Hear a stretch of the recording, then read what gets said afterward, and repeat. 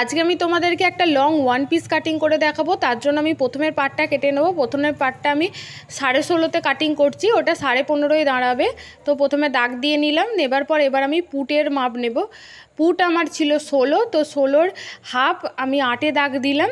তো দাগ দিয়ে নিলাম, তারপরে এবার আমি নামাবো বগল আমি নামিয়েছি 7-এ দাগ দিয়ে নিলাম। এবার সমান করে দাগটা দিয়ে নিতে হবে। তো দাগ দেওয়া হয়ে গেছে। এবার আমি বগলটা সমান করে দাঁড়ি টেনে বগলের শেপ দিয়ে দেবো। এই শেপটাই ফাইনাল নয়, বগলের সবসময় সামনের পার্টের একটু ডিপ হয়, তো ওটা কাটিংটা করে নিতে হবে। ওটা আর এখানে দেখাচ্ছি না, আর গলার শেপও দিচ্ছি না। আর কাঁধ থেকে একটুখানি 1/2 ইঞ্চি মতো ডাউন করতে হবে, ওই ডাউনের দাগটা দিয়ে দিলাম, দেখে নিয়েছো।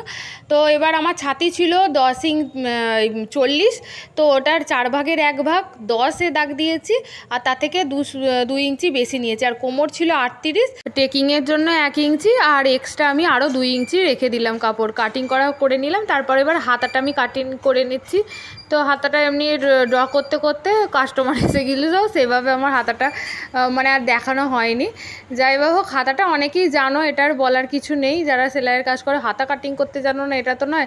এবার আমি ঝুলটা মেপে নিলাম। ঝুলটা ওপরটা যেটা করেছি ওটা বাদ দিয়ে আমি 52-তে কাটিং করে নিলাম। তো কাটিংটা রেডি হয়ে গেছে। তো তোমাদের কেমন লাগলো জানিও।